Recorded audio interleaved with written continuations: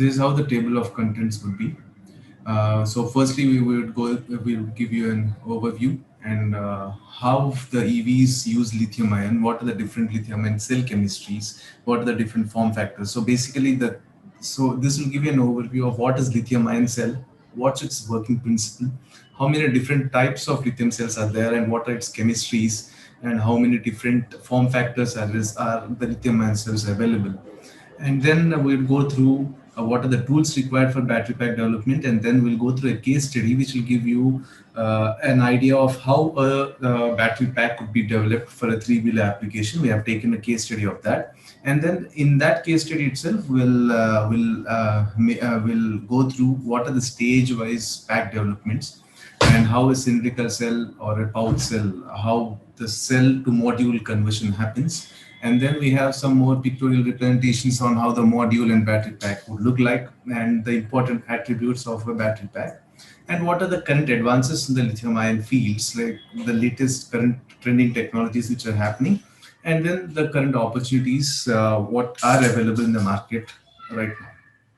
So we'll start off. So we'll start with an overview. What this session would give is this session would give a complete high-level understanding of how lithium-ion cells have been evolved, why are they being used, and why EVs are mostly adopting it.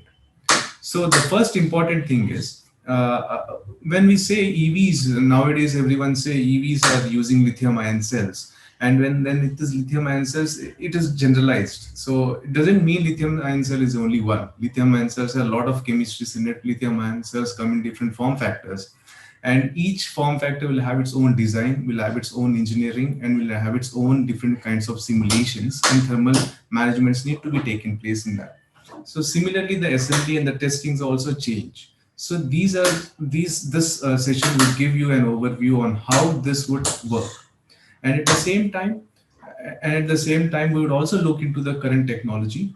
We would also look into the current technology of how the pack is being evolved and its challenges. And I hope by end of this session, I hope everyone would have an overview of how the lithium ion cells do work, and how are they segregated as per the applications, and what are the challenges, and how to overcome those challenges. So this is the overview how we would like to go ahead with. So firstly, lithium-ion cells are being used in EVs. Why do we use lithium-ion cells? Because earlier EVs were using lead acid, and we also have different other chemistries like nickel cadmium, nickel metal hydrate, or nickel air or metal air. Different types of chemistries are there. But why do we choose lithium-ion, and why it's become popular nowadays is because of this graph which you can see is lithium ion. The bubble of lithium ion lies at the top, which means it has a very high specific energy density, and it has a very high volumetric energy density. That means lithium ion cell can store high amount of energy density in a very smaller size. That's the reason lithium ion cells are being used, replacing most of the other cell technologies. For example, if you see the lead acid, it's at 50 watt per kg, whereas lithium ion, you can see it's ranging from maybe 140 to maybe 230. So it's directly 4 times of what it is, of what lead acid is. So this is one of the major reason. So if, for example, if there's a lead acid in a space in a 1 meter cube, there's an example.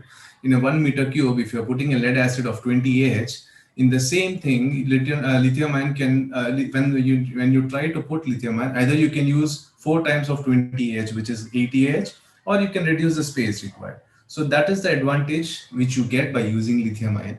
So by this, what happens is the vehicle's weight, the curb weight which is there, the payload reduces, which helps in the weight can be used for other applications, or if the weight is reduced, the vehicle, the energy consumption is less. That's how it's a very good, it has a very good advantage point there. And apart from that, it doesn't require any maintenance. So yes, we have covered, yes, it has high energy density. The C rates, the charge and discharge rates are also very high for lithium ion compared to lead acid. So lithium ion has different kinds of chemistries which allow the charge rate to go up to 2C or 3C. So That's about what is C rate. I'll let you know in the next slides. So for now, just remember that C rate are related to charge and discharge. And then comes light and compact. As I showed you, it's lighter weight and smaller size. So yes, it becomes very light and compact. And zero maintenance is something like lead acid usually has, there are a lot of maintenance where we always need to refill double distilled water or such kind of water, which is not easily available. It has to be procured and it has to be bought. And it has to be filled for this kind of maintenance. And such kind of maintenance is not there in lithium ion because it is sealed, and once it is sealed until end of life, we don't have to do any maintenance unless the cell, unless there is a deterioration in the cell or something happens, some short circuiting inside the cell happens, the cell fails, or else there is no maintenance, and then it is safe to use. Yeah, so every chemistry is prone to fires or something, but lithium ion has an advantage because we use BMS, which is a smart, which is a smart, which is like a brain of the battery pack, and it helps the users in saving the disasters, like any fire or something. If the temperature of the pack shoots up, it'll stop there. So the BMS will not allow the pack temperature to raise. So such is the reason why we can say it is safe to use. It's not the cell, it's at the pack level, it's safe to use.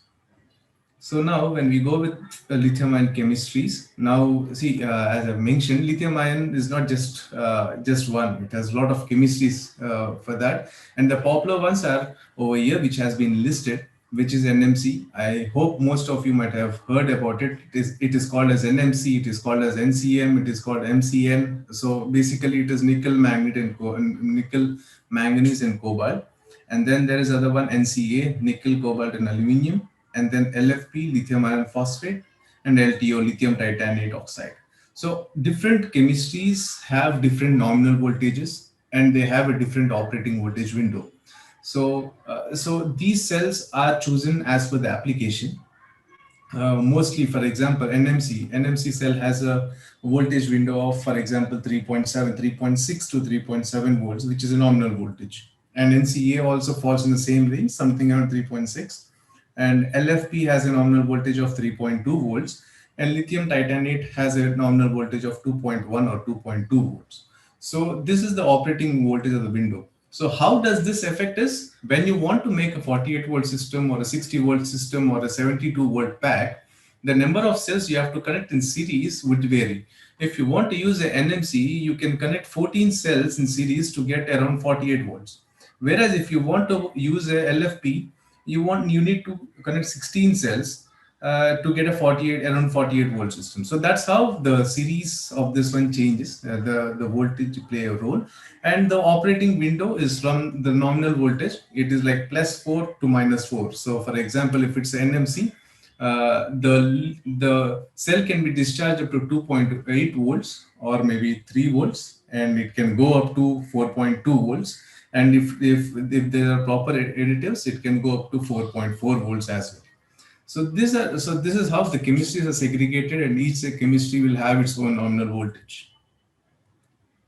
So yes, a little bit of a construction over here. So here what has been shown is a cylindrical cell.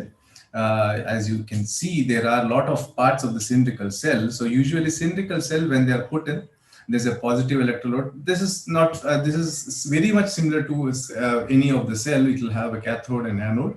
So there is a positive electrode. There is a separator. Basically, separator is the one which is in between negative and positive electrode, which is a PP polypropylene or that kind of membrane. It's a very thin membrane which doesn't allow the positive and the negative electrodes to touch each other. The moment there is a tear over here, and the moment there's a tear over here, there's a short circuit. So that's how this helps. And especially in cylindrical cells, this combination, three sheets are put together and they're rolled, and it is called as jelly roll. And that jelly roll is placed inside the can, which is basically a metal can, and we seal it from the top and the bottom. And over here you see a lot of parts, and you imagine, like, usually if you see a cell which is a normal cell which we use in remotes and all, even that has this kind of arrangement. So why is it? why is it different from those cells? Because those cells are not some cells are not chargeable, some cells are rechargeable. So this being a rechargeable cell, it has to have vents for the gas to vent out. For example, there's an insulation plate, there's a positive element, exhaust gas hole, anti-explosive valve. All these are protection features. So in case of any short circuiting happens, what happens is there is this valve which opens up and the gases ooze out, so that there is no explosion. So such kind of things, such kind of safeties are taken care in the cells, which makes the cells a little bit safe when compared to because there's a safety wall, it's safe. And now, when we say about different cathodes, just now, as I have mentioned about nickel, metal, nickel, manganese, and cobalt, all those are cathodes. And anode, mostly anode is a graphite based. And then there's a separator, which I have shown this separator. The white thing is the separator, which is between the cathode and the anode. And yes, there's an electrolyte, which is a medium for the ions to pass to the cathode and to the anode, and vice versa. So, what are the typical cell characteristics? So, the typical cell characteristics, how do you choose a cell for any of the application? These are the main parameters which you want always to look at to choose a right cell for the right application. Right application in the sense, lithium ions nowadays are being used in EVs, and EVs are like two-wheelers, three-wheelers, cars, buses, etc. And lithium ion are also used in energy storage. So what is energy storage? The telecom towers, or the solar applications, solar grid applications, or home storage applications. So all those are different kinds of applications, and it becomes very important for you to choose a voltage. For example, you cannot put a cell which is very heavy on a EV.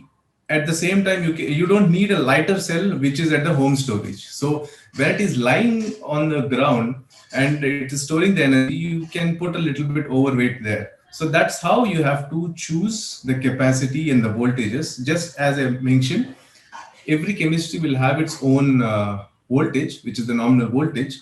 So that is what I mentioned over here, cell nominal voltage, depending on the cell chemistry. The four chemistries which we discussed in the earlier slides: NMC, NCA, LFP, LTO. So cell nominal. I think you can write this down if you don't remember, so that it will give a little bit clarity on that.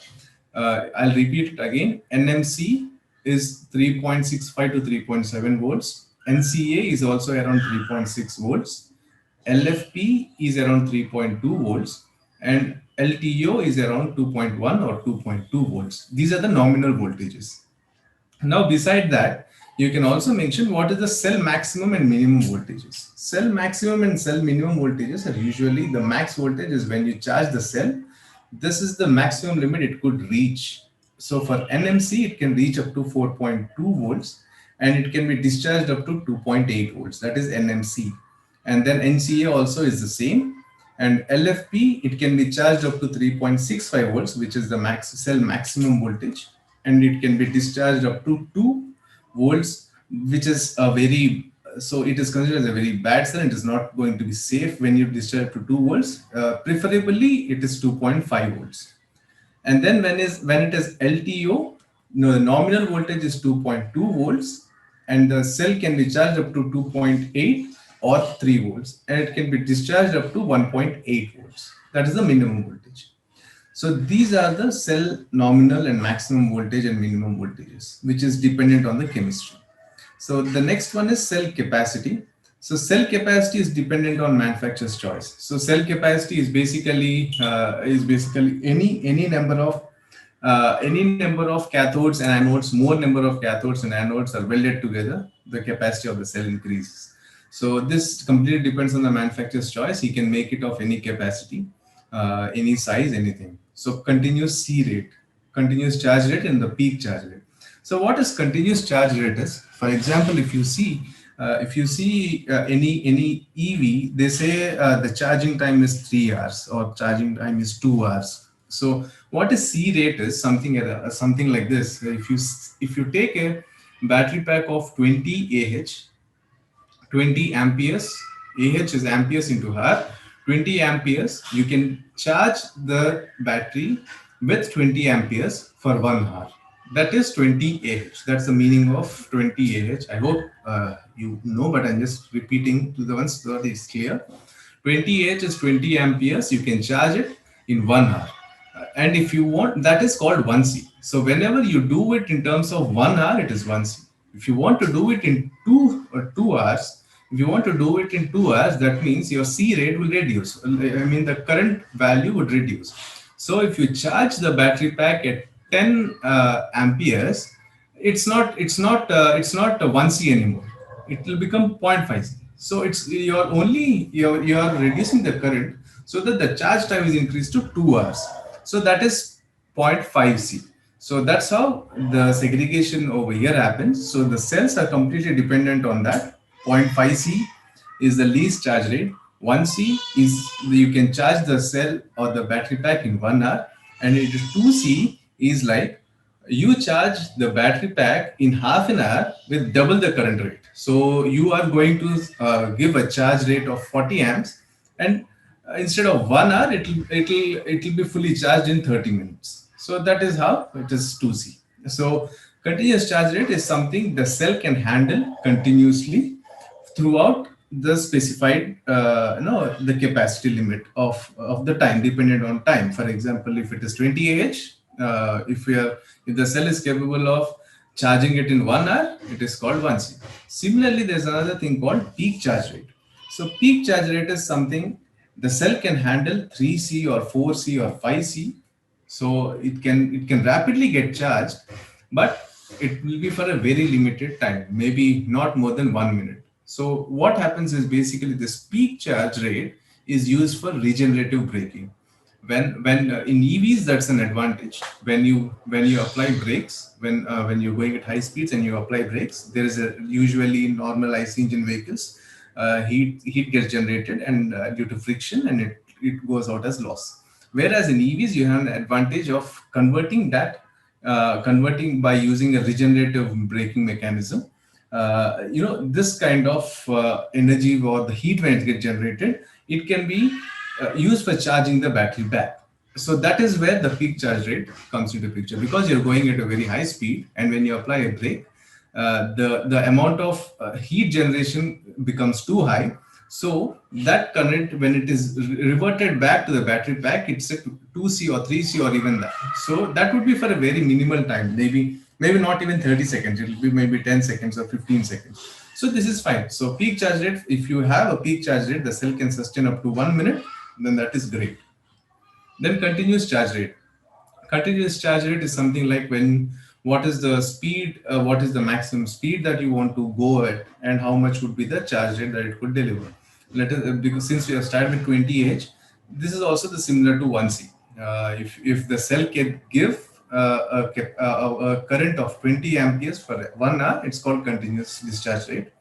And peak discharge rate is if during accelerations, if you are in a flyover or any such kind of acceleration is needed, and you completely accelerate, it might go to 2C, 3C, or maybe 4C, if the battery pack would be able to give that also, again for a limited time. So the important things are the continuous charge rate and the continuous discharge rate is something which you would use throughout the battery pack until it is completely discharged. And peak discharge rates is intermittent. You can use it whenever you want, but for a very limited time. So these are also dependent on the chemistry only. For example, LFP, the one which is with 3.2 volts, it will have a continuous charge rate mostly is 0.5C. You'll at times a cell which is very great or some has very good additives added inside the cell for the chemistry in terms of electrochemistry and all, it might give 1C as a continuous charge rate or else 0.5C. Whereas in NMC, you can find 1C charge rate more common. Whereas in peak charge rate is also similar. NMC can give something like 3C, whereas LFP can give you only 1C charge rate. Whereas continuous charge rate, yes, LFP and NMC can give 1C, and peak charge rate NMC can give up to 3C, and LFP again will give only up to 2C mostly. Now, these are the continuous peak charge rates for NMC and LFP. Now, there is a cell called LTO, which has a continuous charge rate of 4C or 6C. Just imagine 4C or 6C. If it's 20 Ah, you need 20 amperes you will give, and in 1 hour it will be charged. Whereas this LTO, this thing will completely charge in 15 minutes. So it's capable of a continuous charge rate of 4C and 6C. That's the capacity of LTO. But the reason why it is not being used overall everywhere is because it has a very low energy density, specific energy density. So it's very heavy and bulky. So that's the reason it is not used. This for information that LTO cells are the cells which has a very high charge rate, provided it is very heavy. That's the reason it's not being adoptable mostly in EVs. It is used in submarines or in airports and all. If you have gone through the airports, you might have seen the buses which are used for commuting the passengers from the aircraft to the terminals. Over there, mostly there are electric buses used there. The electric buses there use LTO because they want the pack to be charged very quickly, because they cannot afford downtime there. So that is where LTO cells are used. And because these buses are very big and they don't go at a very high speeds, maybe 15, 20 kmph, not more than that, that's where even you put on a lot of weight, it doesn't matter there. So that's where LTO cells are used, or they are used in submarines, etc. And then we come to operating temperature. Operating temperature, usually all the cells of LMC, LTO, for example, or LFP, they all lie mostly, they should not be, while charging, they should not be charged anything below 0 degrees. Charging should not happen at below 0 degrees. And the maximum temperature for these cells are 45 degrees to 50 degrees. This is the during the charging. And during discharging, it's minus 20 degrees to 45, minus 20 degrees to 60 degrees is the range of this operating temperature while discharging. And yeah, cell weight is again dependent on the manufacturer's choice. It will depend on the capacity of the cell, and the life cycles of the cell is also dependent on the chemistry. The cells with LFP has a very good life cycle. It can give something around 4,000 cycles or 3,500 cycles, whereas NMC will give 1,000 to 1,500 cycles. LTO again is very good over here. It will give something around 15,000 cycles. Not many make LTO cells, but the ones who make LTO cells, their cells are something around 15,000 to 20,000 life cycles. So that's why even though it's a huge investment, people go for that, like airports and marines and all. So yes, here are some of the cells and their form factors. Till now we have been talking about chemistries. What are the chemistries? What are the lithium ion cell characteristics? Over here, mainly lithium ion cell comes in three form factors: cylindrical cells, there is the pouch cell, and this is the prismatic cell. So usually cylindrical cells are standardized throughout the world. All the cylindrical cells you will get in either these forms only. It is 18650, whether it be Europe, US, or Asian continents, or any of the continent, the cylindrical cells will always be of this sizes only. 18650, 21700, 26650, 32650, 32700, and 4680. 4680 is something which I've highlighted because only Tesla is making this, and it's going to be used only for them. Because if you have gone through the news, the latest one they have been using is the tabless technology. So as I have shown over here in the earlier one, these are called tabs. This is tab, and this is tab. There's a small fuse which gets welded to the positive tab, and that's how the bus bar is connected over here, and that's how the connection is made. Whereas Tesla, when it says 4680, it doesn't have a tab. So that's the innovation they have brought in there. Whereas all these cells are available everywhere. These cells are like this. Just I was showing the way how the top part is. This is the positive part, and the bottom one is the negative, or it's vice versa. It depends on the maker's choice. So it is 18650. What does 18650 and 2170 mean? 18650, the first two digits represent the diameter of the cell. So this is the diameter of the cell, 18 mm, and 650 mm is the height of the cell. So that's how it is. Sorry, not 650, 65, and 0 is just a notation over here. So 1865, 18 is the dia, 65 is the length. 2170 is again the same, 21 is the dia, 70 is the height. 26 650, 26 is the dia, 65 is the height, 30 to 65 and 30 to 70. It applies in the same. The first two digits are the diameters and the next two digits are the height. 46 650 is also the same representation, it's no different. But the only thing is these are tablets and these are only used by Tesla and it's made by Tesla only. Whereas when it comes to pouch cell, it is again dependent on the manufacturer's choice. It is completely, he can make it in any form, any size, any shape. Not sorry, not shape. Shapes are usually rectangle, but they can make any thickness can be made. And prismatic cells are something like this. It's like a big book. So that's the reason prismatic cell. Each prismatic cell, usually prismatic cells are having very high capacities. You can get prismatic cells of up to maybe 200 Ah as well. Whereas cylindrical cells are something which will get up to maybe 5 Ah or 5.5 Ah, and pouch cells also you can get up to 60 Ah. So when you want to make a pack, you need to connect a lot of cylindrical cells in parallel to get the desired capacity of the pack. For example, let us take if you want to make a pack of 48 volts and 30 Ah, and you have cylindrical cells of 5 Ah, you need to connect six of them to get 30 Ah in parallel. And series combination is common. You need to connect any of the cell. If it's NMC or LFP or LTO chemistry, you need to connect cells in parallel. That's the same. But if you want to get a capacity, you need to connect more cells in parallel in cylindrical cells. Pouch cell also do have very high capacity. They come in 60 Ah capacities or 50 Ah capacities. So if you want a battery pack, maybe the number of cells that you want to connect in parallel will reduce, but pouch cells also needs to be connected in parallel if the required battery pack capacity is high. Whereas prismatic cells, you can choose the prismatic cell with high capacity so that you can reduce the number of interconnections between the cell, which is again a very important part in battery pack design. So yes, now since we have gone through this is a basic working principle, I think you might have seen this is very common. While this is anode, which is cathode, and this is a separator, and the blue part is electrolyte. And when it is charging, the ions move. The ions move through the separator. They move from cathode to anode, and the electrons go to the external circuit. So this is how the charging happens. All the ions go and deploy on the anode. Whereas in discharge, the opposite way, the electrons move back to the cathode, and the ions go back through the separator to the cathode, and electrolyte is a medium for that. So over here, this is what the separator plays a vital role. It doesn't allow anode and cathode to touch each other. The moment there's a puncture in the separator, the anode and the cathode would touch each other, and there would be a short circuit.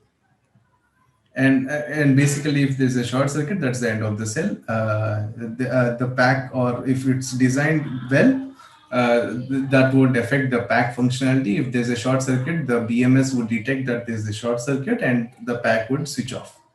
That's the safety point of view in lithium ion.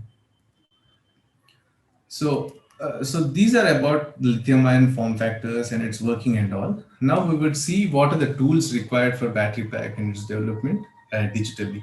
Since when we say battery pack, it covers a lot of different domains which are there. There's electrochemistry, there's mechanical, there's thermal designs. Mechanical in the sense you'll have to design the enclosures, you'll have to design the battery pack body to sustain the vibrations. Thermally, in the sense when the heat is generated in the cells, you have to design it thermally efficient so that the heat is extracted from the battery packs as much as possible. And then there is electronics and electrical. So electrical is like there are sensing wires which you put on every cell. One, to measure the voltage. Two, to measure the temperature. So there's a lot of electrical wires running throughout the battery pack from the cells till the BMS, and then there are electrical connectors, power connectors attached to the battery pack, which are used, which also should be designed properly, or else the cells and the wires get overheated. And then there are electronics, basically BMS. There's a BMS board. There are telematics. There is this BMS board can be equipped with Bluetooth, GPS connectivity and all. So there are a lot of electronics also in this battery pack. So usually to design some of the tools required, CAD softwares are SolidWorks, Creo, or CATIA. And I would prefer SolidWorks because usually battery pack doesn't involve any kind of curves or any surfaces, etc. So I don't think CATIA or Creo is required. There is no complexity in designing such packs. It needs to not surface anything. So basically, it is either a square or a rectangle or a cube or such kind of things. So SolidWorks would be a best tool for this one. And analysis tools, which is ANSYS and COMSOL. So these softwares have developed a lot. Unlike the earlier traditional versions which are available, now the versions have changed. There are separate battery modeling modules which are available in ANSYS, COMSOL, or Altair, Star CCM, Siemens, and whatnot. So you can get the battery module version only, which would be a real app to do any kind of analysis. Whereas structural, any in the normal traditional software can also do structural, because even we have to evaluate it in terms of drop or while doing a vibration. That is common. Whereas BMS software testing and validation programs are usually developed by the companies. That there is a team who work exclusively for testing their own BMS, because BMS becomes a proprietary for any of the battery pack manufacturers. So they also try to develop their own testing and validation programs for that.